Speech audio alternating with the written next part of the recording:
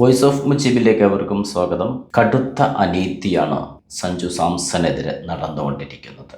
വീണ്ടും വീണ്ടും ഇതാവർത്തിക്കുന്നതിൽ വളരെ വിഷമമുണ്ട്. പക്ഷേ എന്താണ് ഇന്ത്യൻ ടീമിൽ നിലവിലെ സാഹചര്യത്തിൽ നടന്നുകൊണ്ടിരിക്കുന്നത്? പല കളിക്കാർക്കും പല നീതിയാണ് നടപ്പാക്കിക്കൊണ്ടിരിക്കുന്നത്. കഴിഞ്ഞ വേൾഡ് കപ്പിന് മുമ്പായി ന്യൂസിലൻഡുമായി നടന്ന പരമ്പരയിൽ 5 മത്സരങ്ങളിലും മോശം പ്രകടനത്തെ തുടർന്ന് സഞ്ജു സാംസനെ വേൾഡ് കപ്പ് 11-ൽ ഉൾപ്പെടുത്താതെ ബെഞ്ചിലിരുത്തുന്നു. അഭിഷേക് ശർമ്മക്ക് കളിക്കാൻ കഴിയാതിരുന്ന ഒരു മത്സരത്തിൽ മാത്രമാണ് പകരക്കാരനായി എത്തുന്നത്. അത് കഴിഞ്ഞ് വീണ്ടും പുറത്തിരുത്തുന്നു. പിന്നീട് ഇന്ത്യ സൗത്ത് ആഫ്രിക്കയുമായി പരാജയപ്പെടുന്നു. ഇന്ത്യ സെമി ഫൈനൽ പോലും കാണാതെ ഒരു പക്ഷേ പുറത്തു പോകേണ്ട അവസ്ഥ വരുമെന്ന് ഇന്ത്യൻ ആരാധകർ ആശങ്കപ്പെടുന്നു. ഈ സമയത്താണ് വീണ്ടും സഞ്ജു സാംസനെ 11-ലേക്ക് കൊണ്ടുവരുന്നത്. ഓപ്പണിംഗിൽ സഞ്ജു സാംസൺ തിരിച്ചെത്തുന്നു. മികവുറ്റ പ്രകടനം പുറത്തെടുക്കുന്നു.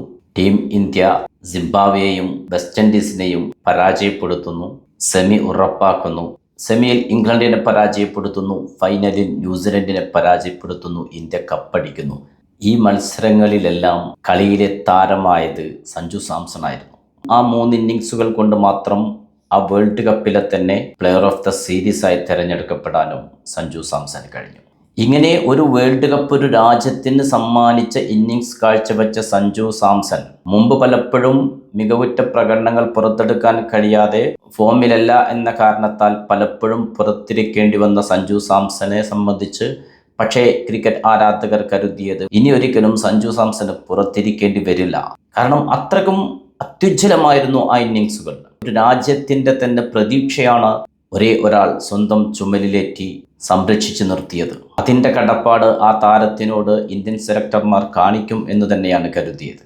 ആ ഒരു പ്രതീക്ഷയ്ക്ക് വേൾഡ് കപ്പിന് ശേഷമുള്ള ഇന്ത്യ കളിച്ച ഒരു പരമ്പരയുടെ ആയുസ് മാത്രമേ ഉണ്ടായിരുന്നുള്ളൂ. അയർലൻഡുമായിട്ടുള്ള 2 മത്സരത്തിൽ ഫോം നഷ്ടപ്പെട്ടപ്പോൾ ഇംഗ്ലണ്ടുമായിട്ടുള്ള ആദ്യ മത്സരത്തിൽ റിസൾട്ടില്ലാതെ പോയ മത്സരമായിരുന്നത്. ആ ഒരു മത്സരത്തിലടക്കം 3 മത്സരങ്ങളാണ് വേൾഡ് കപ്പിന് ശേഷം സഞ്ജു സാംസൺ കളിച്ചത്.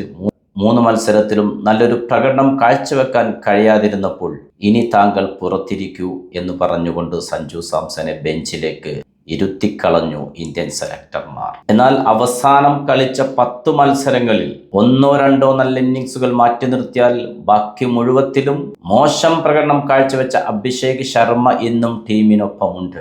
അഭിഷേക് ശർമ്മയ്ക്ക് 11-ൽ സ്ഥാനവുമുണ്ട്. സിംബാബ്വേക്കെതിരെയുള്ള അഭിഷേക് ശർമ്മയുടെ പ്രകടനം 3 മത്സരങ്ങളിലും 10-ന് മുകളിലേക്ക് സ്കോർ ചെയ്യാൻ അയാൾക്ക് കഴിഞ്ഞിട്ടില്ല. അതിനെക്കുറിച്ച് ആർക്കും പരാതിയില്ല.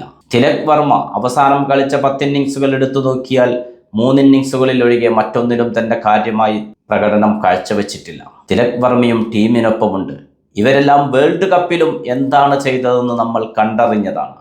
പക്ഷേ അവർ ഇപ്പോഴും ടീമിനൊപ്പമുണ്ട് എന്ന് മാത്രമല്ല, ടീം 11-ൽ കളിക്കേണ്ട സഞ്ജു സാംസൺ സിംബാബ്വെ പരമ്പരയിൽ സ്ക്വാഡിൽ പോലും ഉണ്ടായിരുന്നില്ല. പറഞ്ഞ കാരണം റെസ്റ്റ് കൊടുത്തെന്നാണ്. ഹർഷ ഭോഗ്ലെ അതിനെക്കുറിച്ച് വ്യക്തമായി പറയുന്നുണ്ട്.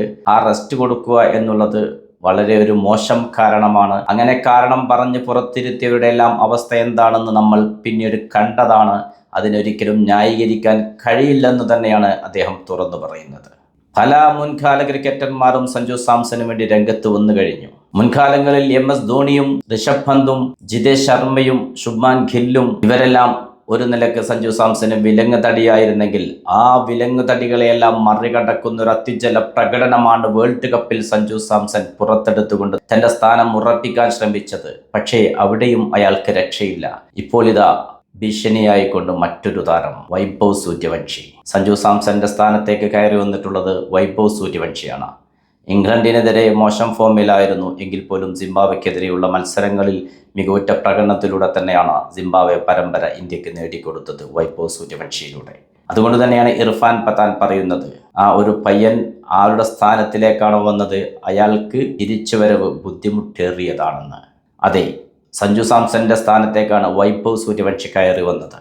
അതുകൊണ്ട് തന്നെ സഞ്ജു സാംസന് മടങ്ങി വരവ് പ്രയാസകരമായിരിക്കും എന്ന് ഓർമ്മപ്പെടുത്തുന്നു. ഫോമിൽ കളിക്കുന്നവർ ടീമിൽ തുടരട്ടെ, അതിൽ യാതൊരു തർക്കവുമില്ല, യാതൊരു എതിരഭിപ്രായവുമില്ല. പക്ഷേ ഈ ഒരു തീരുമാനം, ഫോമിലല്ലെങ്കിൽ പുറത്തിരുത്തൽ, അത് സഞ്ജു സാംസന് മാത്രം എങ്ങനെയാണ് ബാധകമാകുന്നത്? അതാണ് ഇന്ത്യൻ ക്രിക്കറ്റ് ആരാധകർ ചോദിക്കുന്നത്. നിങ്ങൾ നോക്കൂ, വേൾഡ് കപ്പ് നേടിക്കൊടുത്ത ഹീറോ, ഒരു രാജ്യത്തിൻ്റെ ഹീറോ, ആ ഹീറോക്ക് ഒരു കളിയിൽ താൻ ഡെക്കാണെങ്കിൽ അടുത്ത മത്സരത്തിൽ ബെഞ്ചിലിരിക്കേണ്ടി വരുമെന്നുള്ള ഒരവസ്ഥയിലാണ് കളിക്കാൻ ഇറങ്ങുന്നതെങ്കിൽ എങ്ങനെയാണ് അയാൾക്ക് നല്ലൊരു പ്രകടനം പുറത്തെടുക്കാൻ സാധ്യമാവുക? സഞ്ജു സാംസന്റെ കാര്യത്തിൽ എപ്പോഴും സംഭവിച്ചുകൊണ്ടിരിക്കുന്നത് അത് തന്നെയല്ലേ? ഫോമിലല്ലെങ്കിൽ താൻ പുറത്തിരിക്കേണ്ടി വരുമെന്ന ഒരു വാൾമുന തൻ്റെ കഴുത്തിന് നേരെ നിൽക്കുന്ന സാഹചര്യമാണ് എന്നും സഞ്ജു സാംസനുള്ളത്. അത് വേൾഡ് കപ്പിൻ്റെ താരമായി മാറിയതിന് ശേഷവും ഒരു മാറ്റവും വന്നിട്ടില്ല. അഭിഷേക് ശർമ്മയ്ക്കില്ലാത്ത, തിലക് വർമ്മയ്ക്കില്ലാത്ത എന്ത് പ്രശ്നമാണ് സഞ്ജു സാംസണിൽ നിങ്ങൾ കാണുന്നത്? ഇതിനൊരറുതി വരുത്തിയേ മതിയാകൂ. ഒരു രാജ്യത്തിൻ്റെ പ്രതീക്ഷ കാത്തു സൂക്ഷിച്ച ഒരു താരത്തെ ഇനിയും നിങ്ങൾ ഇങ്ങനെ ക്രൂശിക്കുന്നുവെങ്കിൽ ഒരിക്കലും അതിനോട് യോജിക്കാൻ കഴിയില്ല. എത്ര നന്നായി കളിച്ചിട്ടും താൻ ടീമിൽ സ്ഥിരമായി ഉണ്ടാകുമെന്നുള്ള ഉറപ്പ് കൊടുക്കാൻ സെലക്ടർമാർക്ക് കഴിയാത്തതെന്തുകൊണ്ടാണ്? മറ്റു താരങ്ങൾ മോശം ഫോമിൽ തുടരുമ്പോഴും അവർ 11-ൽ തുടർന്നുകൊണ്ടേയിരിക്കുന്നു. സഞ്ജു സാംസനെ മാത്രം എന്തുകൊണ്ട് പുറത്തിരുത്തുന്നു? ചോദ്യങ്ങൾ ഒട്ടനവധിയാണ്. മറുപടി നൽകിയേ മതിയാകും.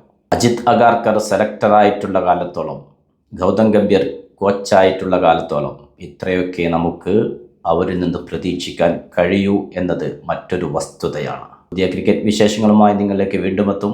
നിങ്ങളുടെ സ്വന്തം വോയിസ് ഓഫ് മുജീബ്. ചാനൽ ആദ്യമായി കാണുന്നവർ സബ്സ്ക്രൈബ് ചെയ്യുക, ലൈക്ക് ചെയ്യുക, നിങ്ങളുടെ അഭിപ്രായങ്ങൾ കമൻറ്റായി രേഖപ്പെടുത്തുക.